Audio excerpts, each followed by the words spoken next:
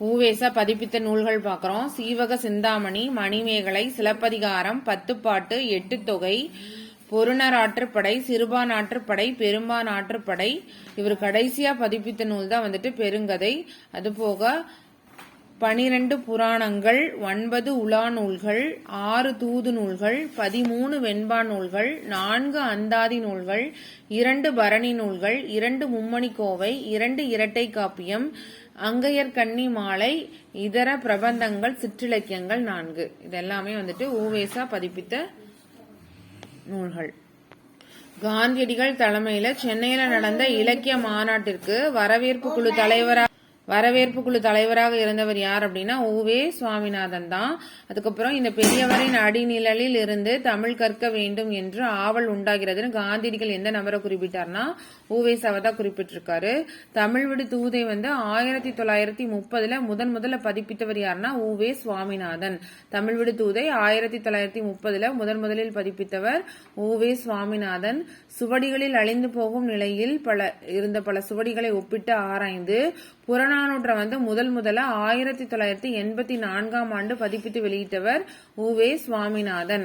திருவாவடுதுறை ஆடினமனத்தின் தலைமை புலைவராக விளங்கிய மகாவித்வான் மீனாட்சி சுந்தரனாரிடம் உயர்நிலை கல்வியை முறையில் தமிழ் பயின்றவர் ஊவே சுவாமிநாதன்.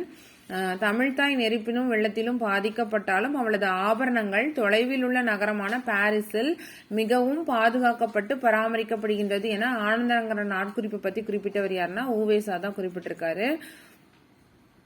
அதாவது ஒவ்வொரு நாளும் பாடம் முடிஞ்சதுக்கு அப்புறம் பிள்ளைகள் வீட்டுக்கு போகும்போது அவங்களோட ஞாபக சக்தியை இம்ப்ரூவ் பண்றதுக்காக ஒவ்வொரு பூ, மிருகம், பட்சி, ஊர் இதோட பெயர்களை ஆசிரியர் உபாத்தியாயர்னு சொல்லப்படுற ஆசிரியர் சொல்லி அனுப்புவாரு.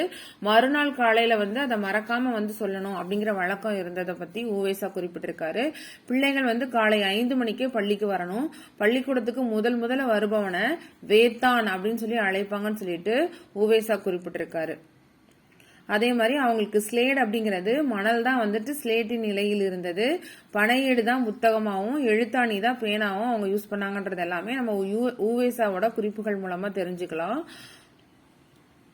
உயர்மீட்சி அப்படிங்கிற தலைப்புல யாருடைய இலக்கிய கட்டுரை தொகுக்கப்பட்டுள்ளது அப்படின்னா ஊவேசாவோட இலக்கிய கட்டுரை தான் உயர்மீட்சி அப்படிங்கிற தலைப்புல தொகுக்கப்பட்டிருக்கு. பழந்தமிழ் இலக்கியங்களை தேடி அச்சிட்டதுடன் தமிழ் தாத்தா என்று அழைக்கப்படுவர் ஊவேசா. ஊவே சுவாமிநாதரின் சிறப்புகளில் சேராதது இவர் மிகச்சிறந்த நாடக எழுத்தாளர் அப்படிங்கிறது சேராது. ஏன்னா இவர் ஒரு எழுத்தாளர், பதிப்பாசிரியர், இணையற்ற ஆசிரியர், புலமை பெருங்கடல் அப்படின்னும் பாராட்டப்படுறவர்.